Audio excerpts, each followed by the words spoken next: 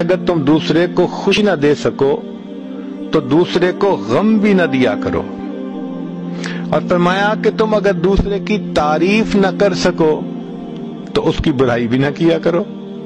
حق تو یہ ہے کہ ہم مسلمان بھائی کی تعریف کریں، اچھے الفاظ اس کے بارے میں بولیں، اور اگر یہ توفیق نہیں تو بھائی کم از کم اس کی برائی تو نہ کیا کریں نا۔ اور فرمایا کہ بہتر تو یہ کہ دوسروں کا دل خوش کرو، اور اگر یہ توفیق نہیں تو کم از کم تم دوسروں کی دل آزاری تو نہ کیا کرو نا۔ خوشی نہیں دے سکتے تو غم تو نہ دو نا۔ عجیب بات ہے کہ آج انسان معمولی باتوں پہ دوسرے کی دل آزاری کرتا ہے، دوسرے کو دکھ پہنچاتا ہے۔ یاد رکھیے، بیماریوں میں سے سب سے بری دل کی بیماری، بیماریوں میں سے سب سے بری دل کی بیماری، اور دل کی بیماریوں میں سب سے بری دل آزاری ہوتی ہے، کسی بندے کا دل دکھا دینا۔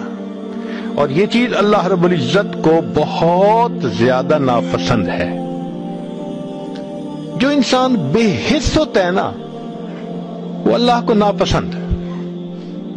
انسان کی قیمت اسی لیے کہ اس میں وہ حساس ہوتا ہے، وہ دوسرے کے دکھ کو شیئر کرتا ہے۔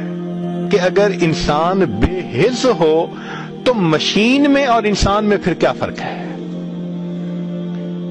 کچھ لوگ ہوتے ہیں نا بہت ہی سیلف سینٹرڈ قسم کے ہوتے ہیں، ان کو اپنی ذات سے غرض ہوتی ہے، نہ ماں باپ کی پرواہ، نہ بیوی کی پرواہ، نہ بچوں کی پرواہ، نہ کسی اور کا لحاظ۔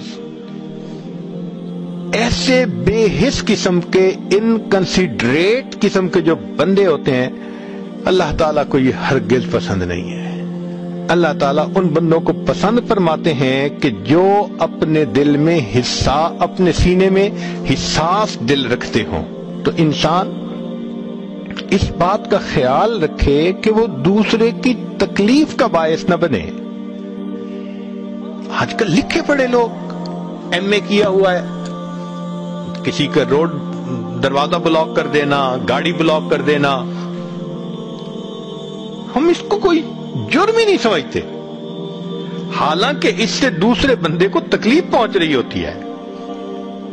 تو ہمیشہ احساس رہے کہ میری وجہ سے کسی کو دکھ نہ ملے، یہ ہے انسانیت۔ اگر یہ ہے کیفیت ہمارے دل کی تو انسانیت ہے، اور اگر یہ احساس ختم ہو گیا ہمارے اندر سے انسانیت چلی گئی۔